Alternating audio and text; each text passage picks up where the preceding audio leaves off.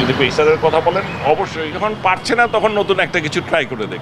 এইমাত্র টি-20 বিশ্বকাপের উদ্দেশ্যে যুক্তরাষ্ট্রের বিমান ধরেছেন ক্রিকেটার সাইফুদ্দিন ও মেহেদী হাসান মিরাজ।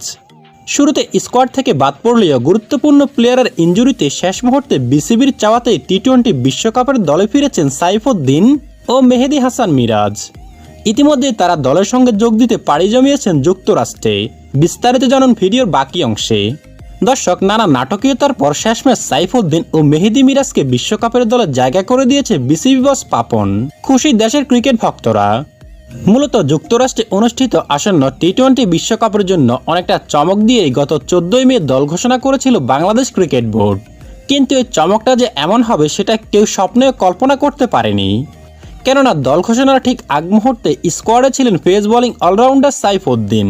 কিন্তু হঠাৎ কি এমন হলো যে এই বাঁহাতি পেসারকে বাদ দিয়ে স্কোয়াড ঘোষণা করেছিল বিসিবি, যেটা দেশের ক্রিকেট ভক্ত থেকে শুরু করে স্কোয়াডে থাকা অন্যান্য খেলোয়াড়দেরকেও চমকে দিয়েছিল সে সময়ে।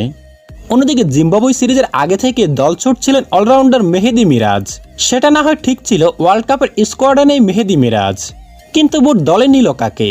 লিটন দাসের মতো প্লেয়ার যে গত 2 সিরিজেই পুরোপুরি অফ ফর্মে রয়েছেন।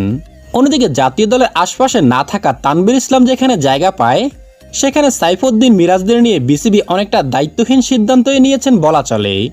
তবে বাংলায় একটা প্রবাদ আছে যে রাখে খোদা মারে কে।